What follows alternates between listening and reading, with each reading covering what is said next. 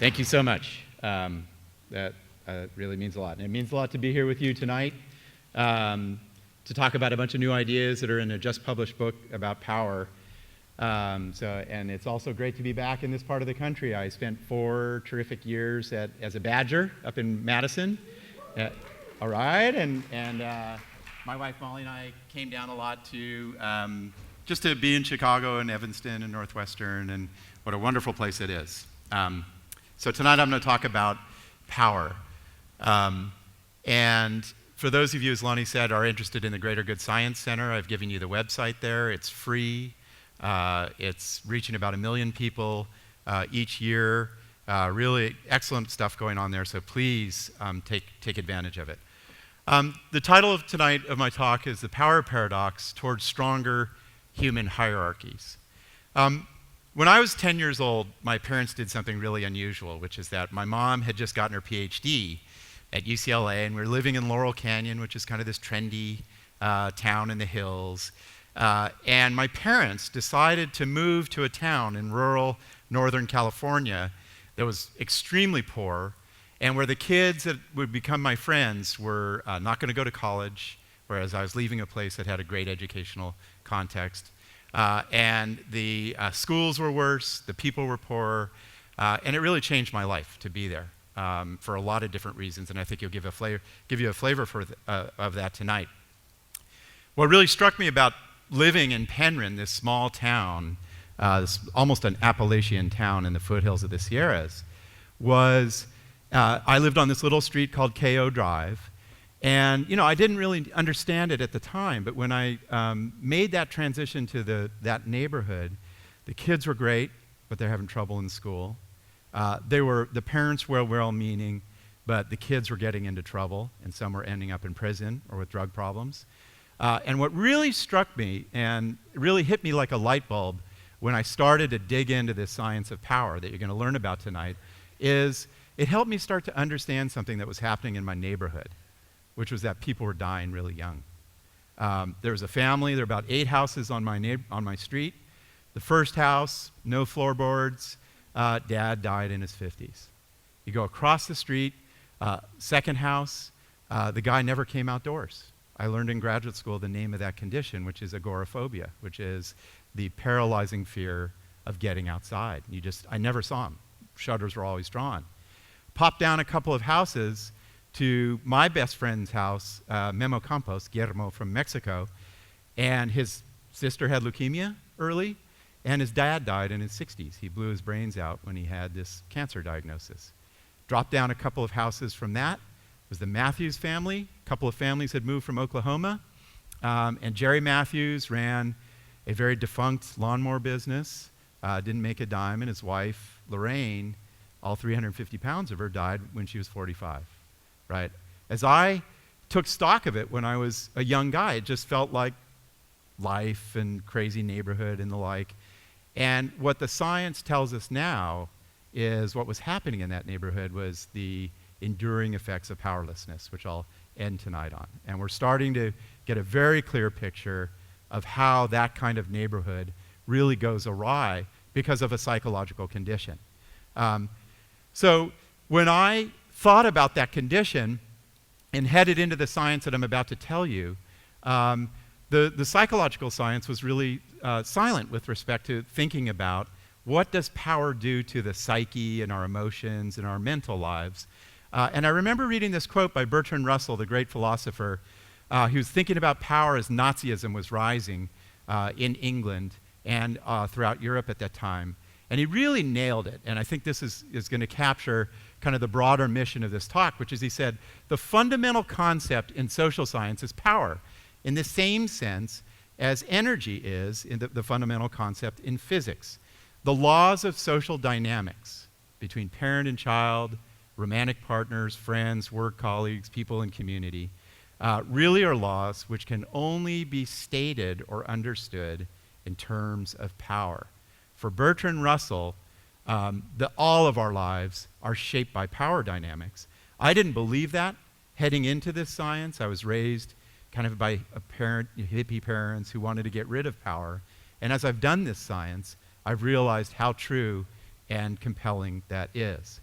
So what I want to do tonight, and really this is the narrative arc of the power paradox, is I'm going to move through scientific answers to 5 questions that really I think were unanswered with data and science prior to this very young science. First stop is, what is power, right? How can we think about what power is? We are in a radical moment historically in terms of what power dynamics are. I'll talk about that at the very end.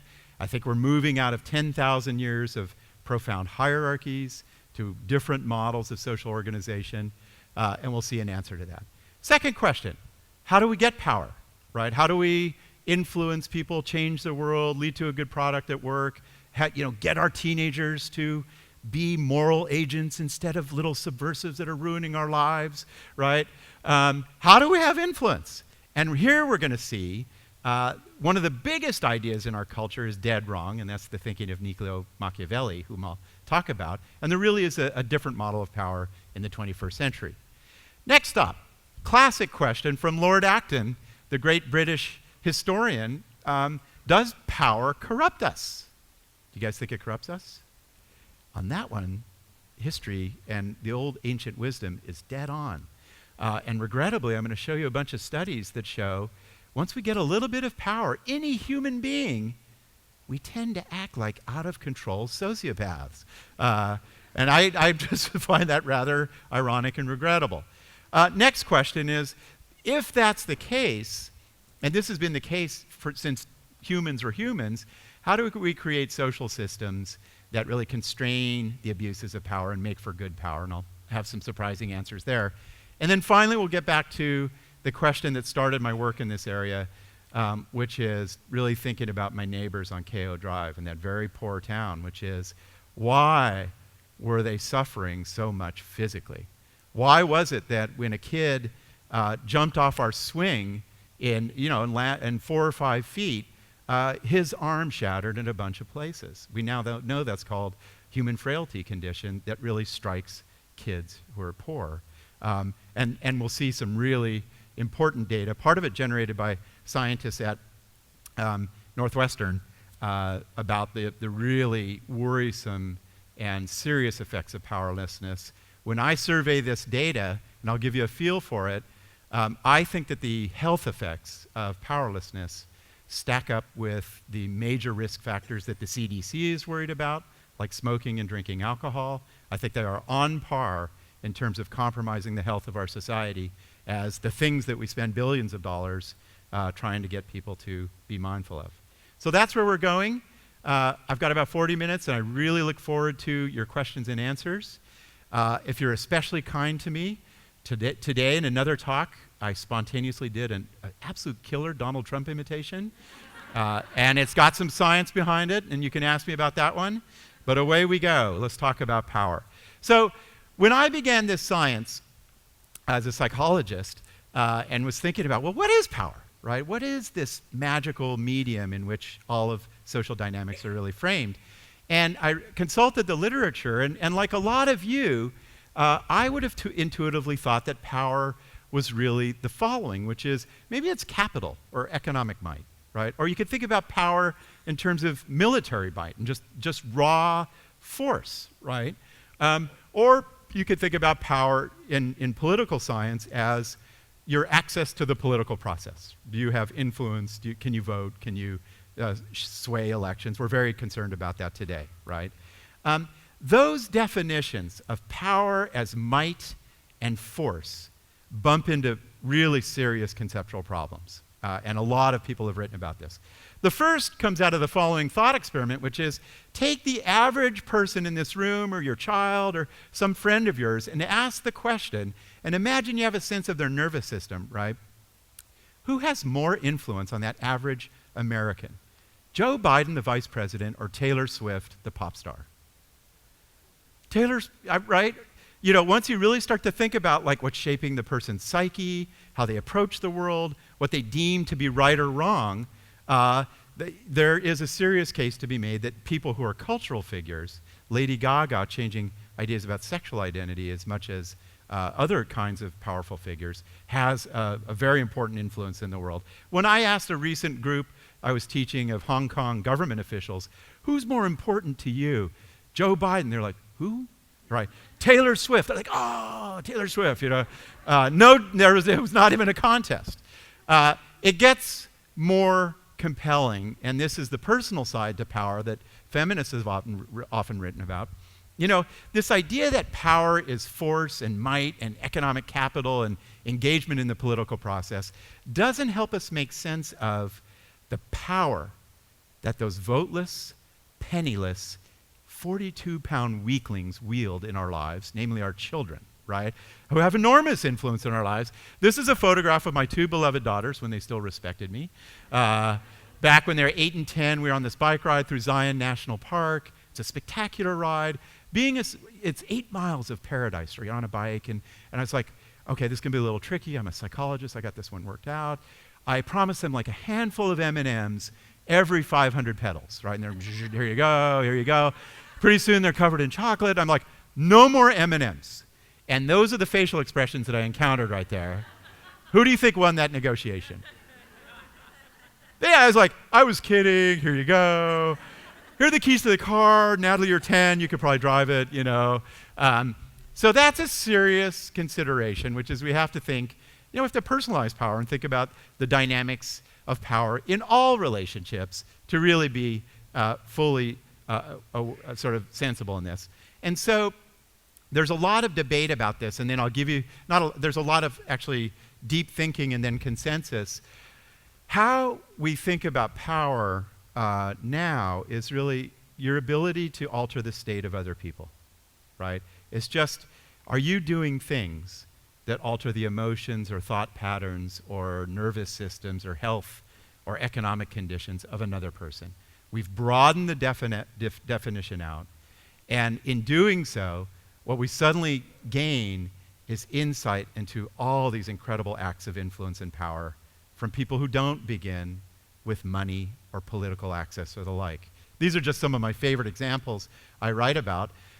Slavery, 300 or 400 years ago, slavery was the major economic system worldwide. 3/4 of the world was enslaved. And you could make a serious argument that slavery's demise began with a college student named Thomas Clarkson, who was starting to hear about the slave ships, and he wrote an essay for a contest, some written words. And then that won the contest. It got him into contact with the abolitionists in the 18th century in England. He started gathering information about the slave ships, and that was all that needed to happen, is knowledge about this social condition.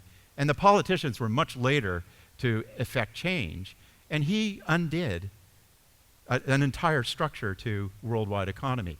Ella Baker, organizing in Mississippi, you can trace the civil rights movement way back to Ella Baker's community organizing in Mississippi.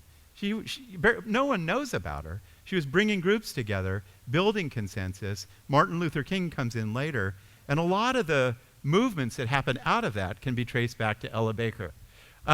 You could think about really interesting social innovations that just come out of the blue that change the world, right? Virginia Apgar invented the Apgar score. And before the Apgar score, doctors would kind of make these arbitrary calls sometimes about whether a child should receive a lot of care or not.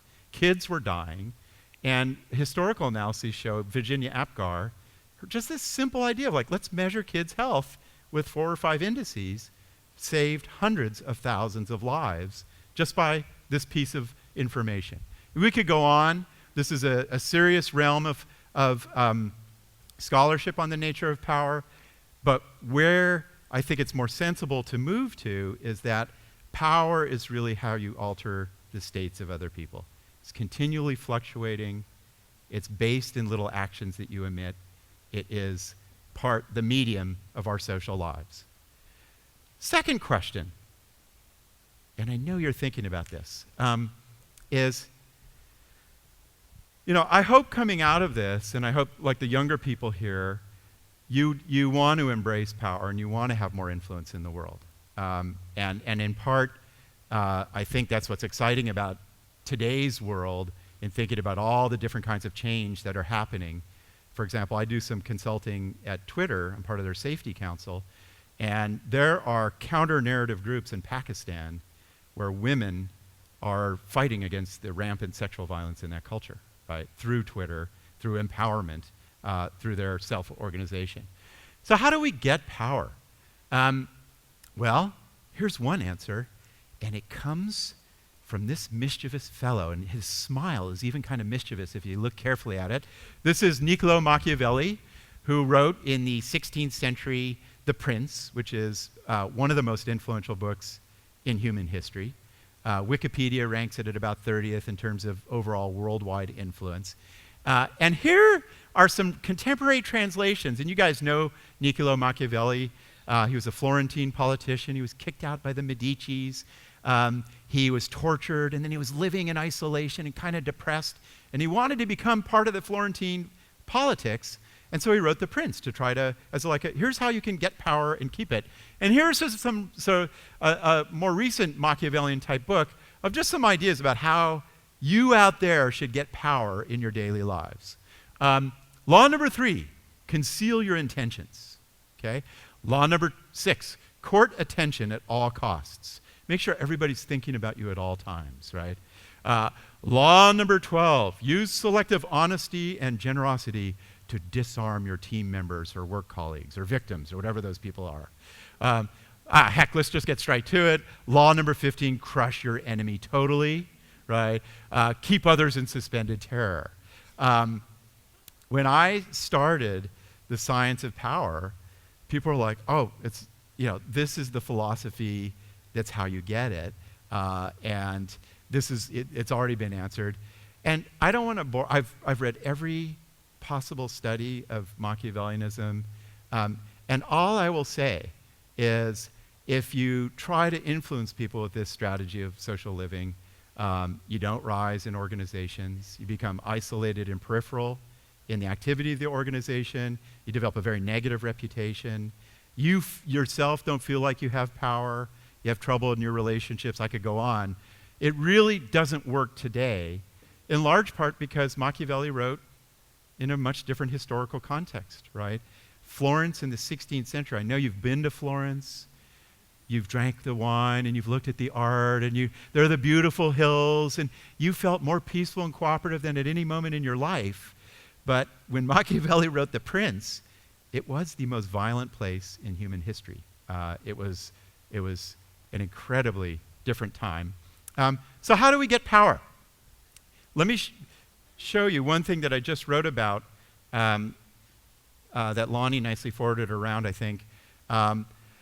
This is really, I mean, one of the most, as I look at the science of kindness and happiness in groups, and I'm putting together sort of some ideas about this, this is really, I think, and it just came to me when I was teaching human happiness at UC Berkeley, just thinking about amazing discoveries that people have made about how we actually gain power in social networks through kind of virtuous cycles of kindness and cooperation. So let me walk through this, and there are kind of individual sections on this that I talk about in the book, but it really, when I started to put the findings together, it really is stunning how contagious kindness and goodness is and how it's a platform for your opportunity to influence and have power. So this is a little sort of cycle of where your behaviors go, and here's how it works. If you're part of a neighborhood, or you're at work, or you're in your family, or you're on a sports team or religious group or what have you, what the data are starting to show, and I'll cite some key people, is that let's say at the top bubble, Maria expresses some gratitude to a coworker, Samir. Right? She just says, thanks a lot for your help on that. Okay? Just a nice expression of gratitude. What happens is, first up, and the reason I have a picture of the brain here, is we're now learning that acts that benefit others, gratitude, cooperation, sharing resources, collaborating, actually activate your own reward circuits in the brain. That's remarkable. When I'm engaging in selfless behaviors, that cost me, my brain is actually saying those are rewarding and delightful. The reward circuit of the brain is the what's called the ventral tegmental area and the nucleus accumbens, which send dopamine up into the prefrontal cortex, and it's associated with eating chocolate and the like. And here we're finding if Maria is being kind to Samir, she's already feeling rewarded for that act. It gets more interesting. That act, let's say she gives a resource or expresses gratitude, as Samir moves through the day, and this is work by James Fowler, though Samir is more cooperative with other people, right? Even though Maria is not even there. He carries that kindness with him and is 19% more cooperative. Gets more interesting. The people he's kind to now go on to another part of their day.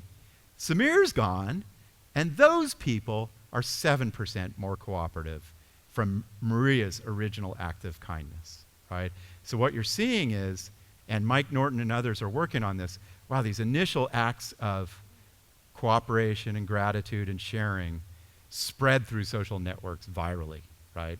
And affect organizations. Then what happens, and we've done a little bit of work on this, is that as those acts spread through a social network, people start talking coffee cooler conversations. They're talking about their leader, Maria, right? And they start constructing a positive reputation about her. She has this positive reputation that becomes a platform for her influence. And those people, they kind of don't even know it. They're uplifted by her pro-social tendencies. They will, when they're around Maria, our final loop here, will express respect for Maria and esteem and say, hey, this is a really good organization, or this is a nice neighborhood activity. And we now know from Naomi Eisenberger at UCLA, when I simply show esteem for you, it activates these safety networks in your brain that say, this is home. This is a good place. So simple acts of kindness, gratitude, sharing resources, cooperation, stimulate all this pro-social behavior, builds up your reputation, and becomes an incentive for more leadership and more influence.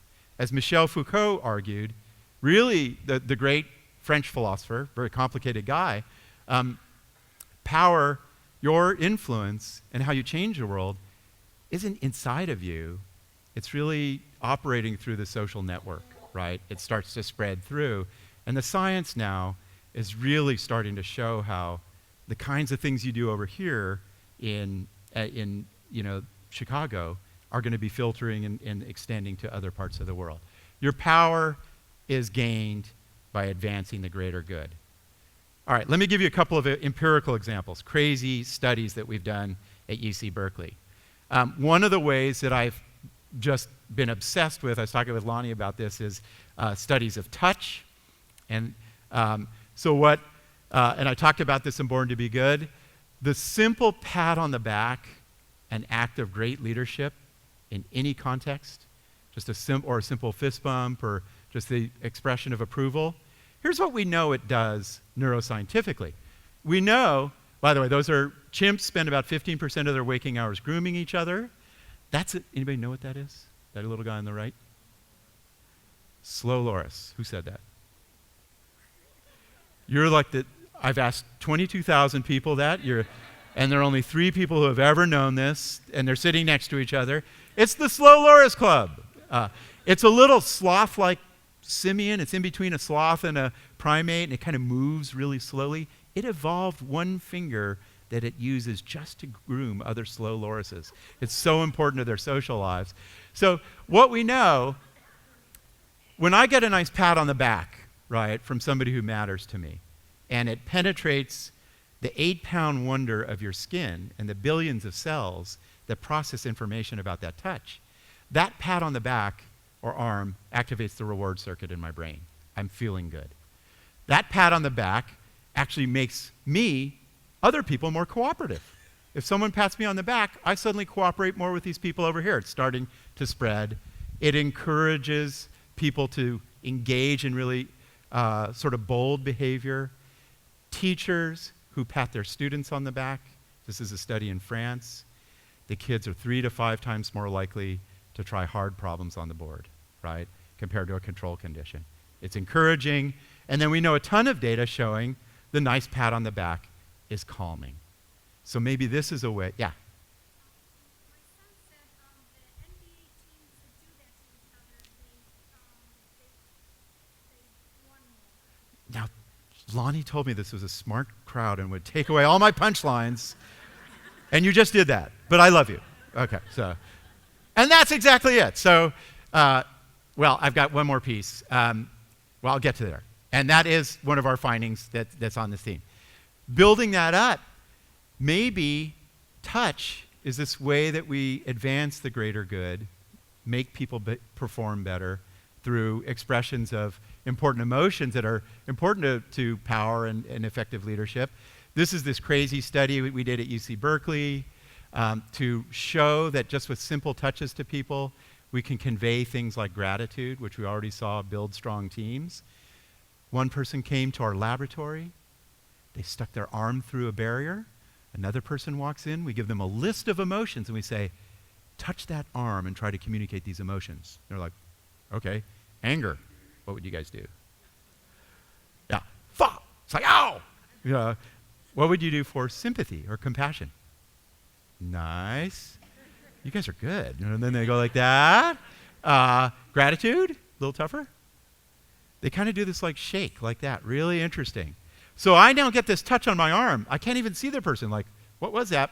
And they guess. The blue bars show they are 7 times better than chance guessing in picking up gratitude, compassion, and love with half-second touches to the arm, right? That's incredible. Couple of gender differences. When women try to communicate anger to the male arm, he got nothing right. He had no idea what she was doing. I know. And when the man reached over and communicated compassion to the female arm, she was like, was that even a human being or a robot? I don't know what that was. So you can work on that on your own. I don't know what happened there. So what we're learning is touch, one of the most important sensory systems, is this language of social connection and has these contagious effects. Does it actually lead to better team performance and better leadership? So what we did, and my very astute member in the audience has already sort of blown my punchline, but I'll tell you anyway. Michael Krauss, who's now out at Yale, is a former student of mine. You know, we play, Michael and I played a lot of basketball together. You know, and I always marveled at how friendly basketball is, even though you're destroying each other's bodies, right? You know, I've played 3,000 games of basketball, and I've never seen a fight. That is more peaceful than the average family reunion in America. It's more peaceful than shopping for vegetables in Berkeley, California, where I saw 2 guys with ponytails, like, you know. So, you know, how does it happen? Through the miracle of touch. But here's what we did. We coded all the touch in one game of every team in the NBA. And it took us 17 hours per game. And this is what they do. About 1 minute and 48 seconds per game. High fives, fist bumps, arm embraces, bear hugs. Men, it's a discovery, like to do funny things when they say, I like you. They hit each other in the head. Arm embraces, chest bumps, flying hip bumps. And if everything is going amazingly well, you fly through the air and chest bump. I've tried it at my faculty meetings. It's not going that well. You know, and what we found, as you nicely anticipated, is that teams who touched more won more games at the end of the season and played better basketball. Players who touched more of their teams, we could chart how those behaviors, those reaching out, those pro-social behaviors, made their teams perform better over time, right? So you're getting this contagious effect of positive power on the NBA hardcourt. Another way of really sort of spreading goodwill through these cycles of virtue is to be empathetic. And we know an amazing study out of MIT. They studied teams solving hard problems. And the teams who did the best on these hard quantitative problems had team members who were really empathizing and vocalizing to their collaborators. They're like, oh, that's interesting. Woo, You know, they were sort of showing this collective interest that galvanized the intelligence of the teams, right? Any idea which gender was doing a little bit better job of that? The women were a little bit better. Well, it turns out this empathetic connection is essential to leadership. One of the striking things about reading the biography of Abraham Lincoln, you know, a great figure from Illinois, is he had the great speeches, he had phenomenal rhetoric, but what he was spectacular at was listening and empathizing. This is Thurlow Weed writing about Abraham Lincoln, kind of contemplating, like, how is it that this tall, poor, awkward guy beat the Republican establishment to win the election? How did he navigate the politics of getting rid of slavery? Not a simple thing. And what he said was, I love this part of it, he sees all who go there, hears all they have to say, talks freely with everybody, and reads what they have said. He's just a spectacularly gifted listener, right? And empathetic. So, going to give you guys just a couple little tips. One way that the studies show that we really, through these contagious cycles, encourage really great teamwork is just by using our voice. And we've done a lot of work on the human voice. This is the vocal apparatus, a spectacular system in your body. Air, your muscles around your lungs squeeze, particles of air go through your vocal cords, they start to vibrate. It produces these sort of sound waves that go through your mouth, and out come these incredible sounds that make for music and laughter and sarcasm and spoken word and so forth. We also communicate these amazing sounds that are really important for socially intelligent leadership, as I'll show you. Little sounds called vocal bursts, which are just subtle ways where you show I'm listening to you, or I'm encouraging you, or what you say matters, and I respect it and dignify it. I'm going to give you a vocal burst just to test you guys. This is what I hear from my teenage daughters a lot. See if you know what emotion I'm communicating. It's like, I mean, even when I just hear that, I'm like, my hair doesn't look like it did when I was in high school, you know, whatever it is. It's contempt and disdain. Okay, now I'm going to test you guys. I'm going to count to 3. Here's a great, this is a great tool of great leadership, is to convey interest in other people. I'm going to count to 3. Give me your best interest sound. 1, 2, 3. Man, I feel like you guys are interested. That's amazing. Okay, even better, imagine a colleague of your teenage kid, your partner is stressed out, and you want to have emotionally intelligent, socially intelligent leadership by just showing sympathy. Count to 3 what the sound of sympathy is. 1, 2, 3. Very nice. I knew I was warned this was a sharp group. Really amazing. So we know just that kind of engagement, a lot of studies are showing, is so vital to, you know, really good power and positive leadership. Just a little side note, I've done some really fun work at Facebook, redesigning some of their emoticons that led to their reactions, and it has a very important lesson about the state of empathy in the United States I'm about to get to. They asked me to create some emotional stickers for their site, like little emoticons that you send to your friends. So I talked to a friend who is an illustrator at Pixar. He drew a bunch of emotions for me. Aren't these amazing? And I will send these to you for free if you like. Isn't that admiration just incredible? Like, wow, there's a Dalai Lama, right? You know, or that koi expression. Teenagers often show that. And then, who could forget this one from your 4-year-old? The disagree face, right? So, nope, I'm not doing that. This led to us to redesign these great emotional emoticons for Facebook. They're called Finch in honor of Charles Darwin. You can get them there. Hundreds and hundreds of millions of these have been sent.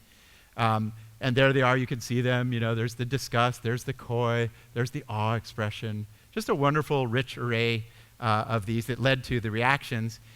We then gathered some big data that allowed us to map the empathetic, sympathetic quality of different countries. This is hundreds of millions of data points. And so what I'm showing you, the redder the country, the more sympathy that they express and share with each other. And I'm drawing your attention to the Canada-US comparison. And that's all you need to know. Then you can look at anger, and there we are, not doing too well. There are those feisty Australians fighting all the time. So a lot of fun of that. But what we know, contrast to Machiavelli, is that good power is found in a lot of these deeply evolved pro-social tendencies, from gratitude to sharing resources to empathy to storytelling. This astonished me. This is a review of who gains power, females and males, in hunter-gatherer societies. Hunter-gatherer societies on different continents live for 200,000 years in the social conditions in which we evolved, right? These are the kind of the primordial tendencies that you should be observing in who we are as a species. And this is a summary of 48 studies saying the leader in these hunter-gatherer societies is generous, brave, wise in making military decisions, apt at resolving conflicts, fair, impartial, reliable, tactful, and strong, assertive, and humble. Sounds like American politics, I'm sure, right? So, but it shows us that it's not just 21st century, it's a very deep tendency to find that the pro-social is a basis of enduring power. Third question. This one you already know the answer to, probably, but I'll try to persuade you yet again. Does power corrupt? Does it unleash our problematic tendencies? The answer, regrettably, is it does to all of us in really striking ways. You know, what studies are finding, I'll just give you a couple of highlights from our lab, is you know, if you give people a little bit of power and experiment, you say, you know, you're in charge and we're paying you more to do this study than those two people over there, right? And I'm like, well, I knew that. I'm kind of a natural leader. If I have a little dose of power, I'm more likely to touch people inappropriately, swear, lie, cheat, steal, shoplift, have sexual affairs. I mean, most of the unethical tendencies come out of feeling too much power. Really striking. You don't have to go too far in thinking about human history where you see examples of this.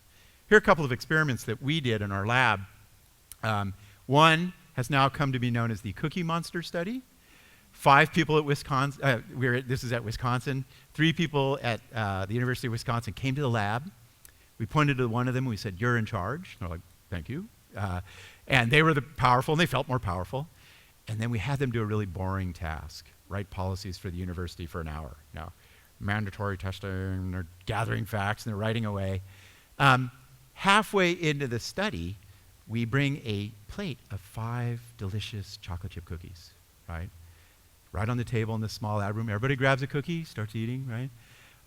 Our question was, because all groups leave that last cookie on the plate, our question was, who takes that 4th cookie?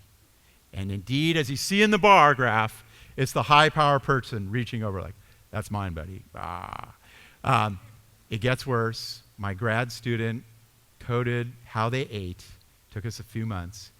The high power person, randomly assigned, was more likely to be eating with their mouth open, lips smacking, and crumbs falling all over their sweaters. Like, right? Impulsive behavior. My grad student, Paul Piff, now a professor, did a study where we looked at, we actually coded in California, there are pedestrian zones where you're supposed to stop for pedestrians.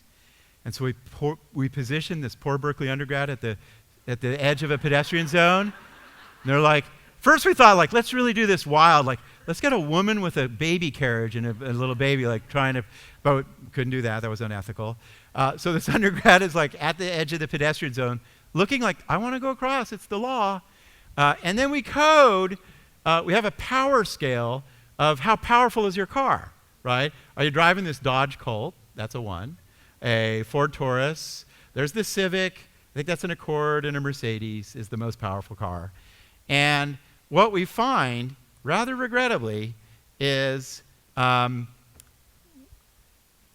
this right here, which is that if you drive a poor car, They always stop for the pedestrian, right? I'm with you, man. You know, they don't have very good brakes, but they stop that car. Okay?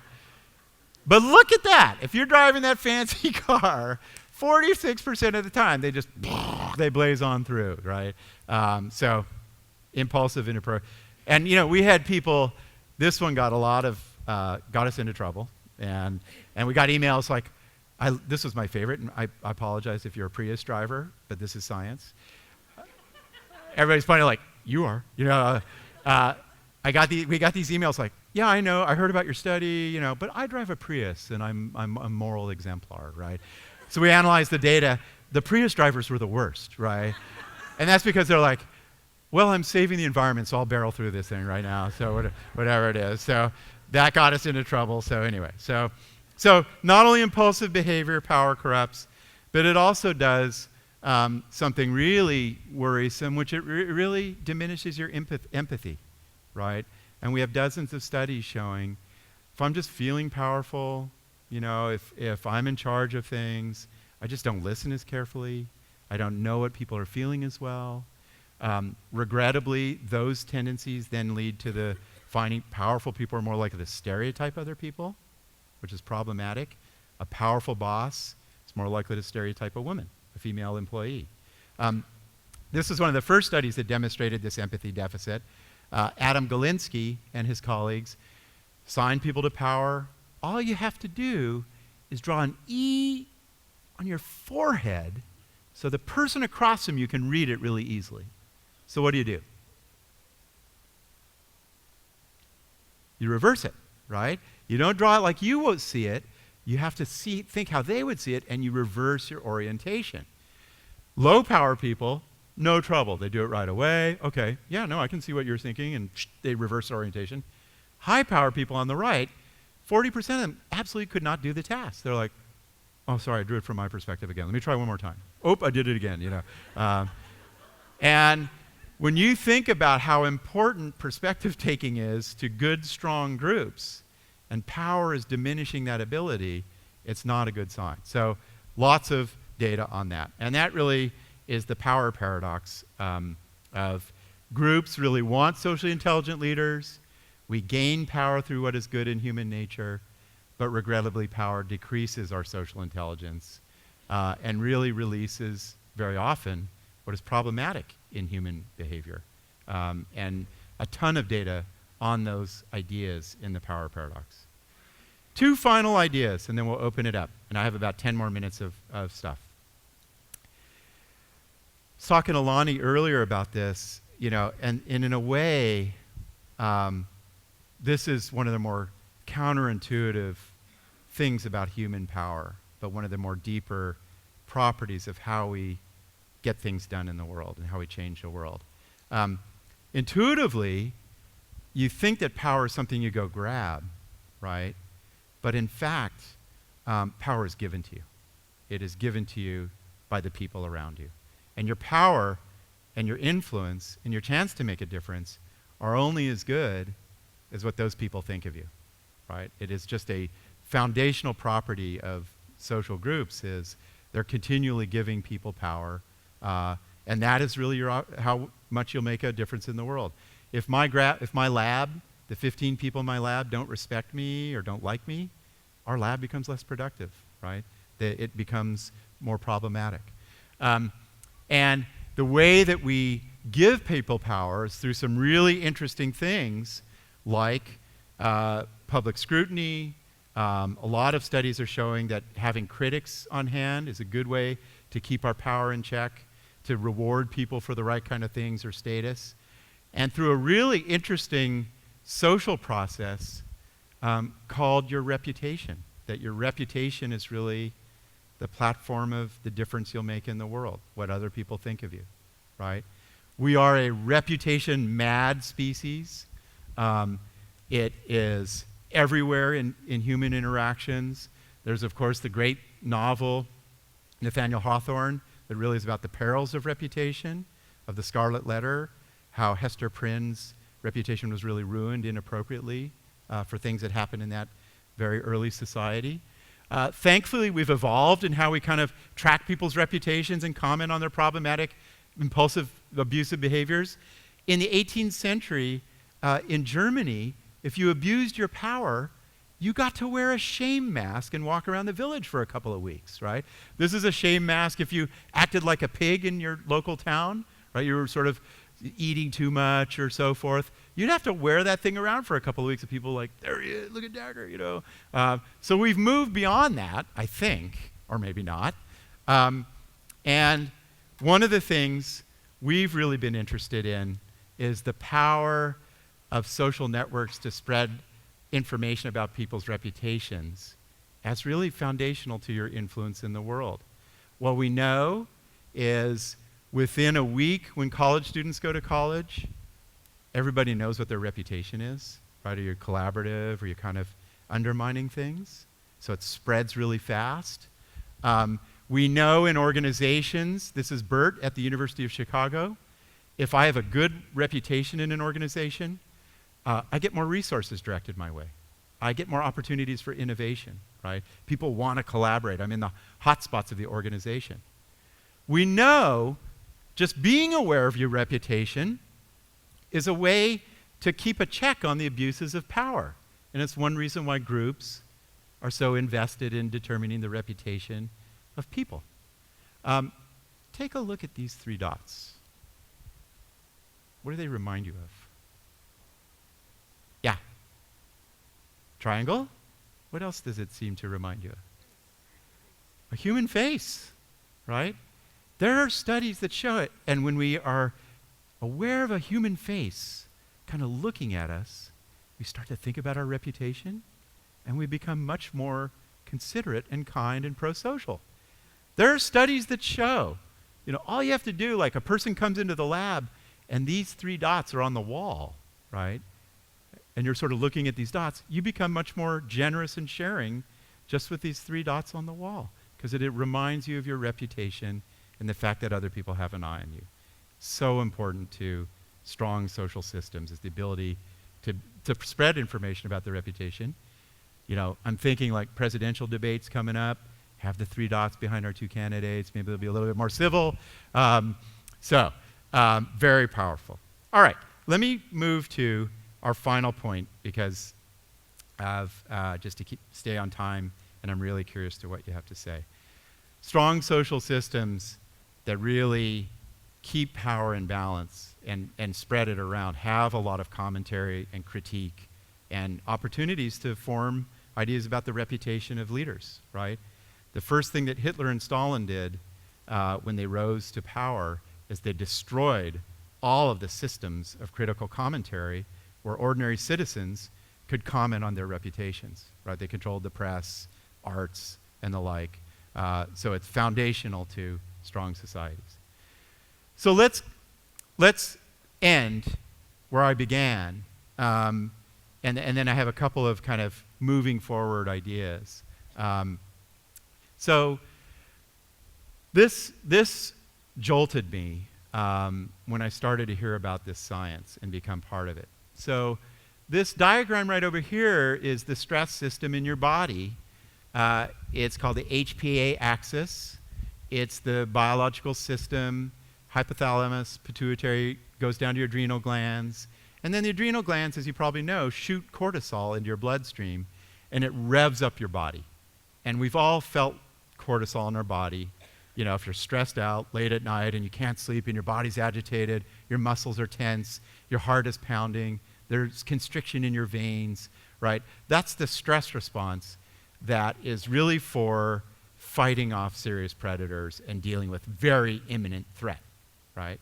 Now, we also started to learn in this science of stress that when that system is on overdrive, and I want to bring in one other important member of this system, and I'm hoping this, which is not only is cortisol involved in your stress response, but this is part of your inflammation response called the cytokine response.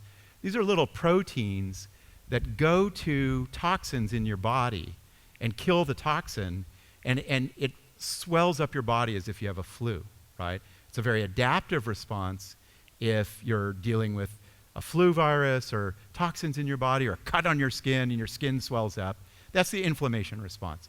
It's also part of how we handle stress and threat. We knew from a lot of important data that if this system is hyperactivated, it's bad news for your life expectancy, right? Your stomach lining starts deteriorating, cells in your brain are compromised. Alyssa Eppel at UC San Francisco, 2004, famous finding, the telomeres on your DNA start to shorten. It's little tissue on your DNA. They start to shorten when you're really stressed out. They age by 10 years as a function of stress. Your cells start dying. We knew that. And then there's this really amazing paper by Sally Dickerson who said, well, you know, we humans are social. We are a very collaborative, collective species. Stress today isn't about taking care of the saber-toothed tiger. What drives this system into overdrive? And it turned out her main discovery, 200 studies, was feeling powerless, feeling disrespected, feeling like you're on the outside of the social collective, right? Now, here's some other studies. Rudy Mendoza-Denton in my department. If I am stigmatized because of my race, this system goes into overdrive. Rudy Mendoza-Denton, if I feel like I'm from a lower class background in a college, and that is stigmatized, this system goes into overdrive. Wendy Mendez, if I am a woman and I hear data about how women are falling in power or are not as capable, this system goes into overdrive because you're disempowered. There are even studies as simple as a former student in my lab, Keely Muscatel, if I hear statements from other people who are part of my group who are kind of disrespecting me, or, oh, you know, Dacher isn't as talented as he thinks he is, or, boy, he isn't a great dancer, or whatever it is. If I just hear these statements out there, this system kicks into gear and goes into overdrive, right? So what's striking is our fight or flight system is now really about powerlessness. And these are some of the causes of that. And the story becomes even more complex, and I'm going to move quickly here, and then we'll open it up for discussion. Nancy Adler, major discovery, 1994, replicated hundreds of times.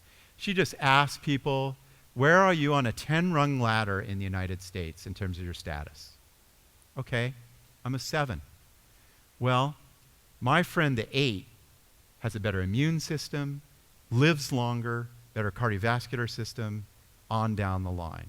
Just a 1-rung ladder difference, same medical care, but having lower status costs you in terms of your life expectancy.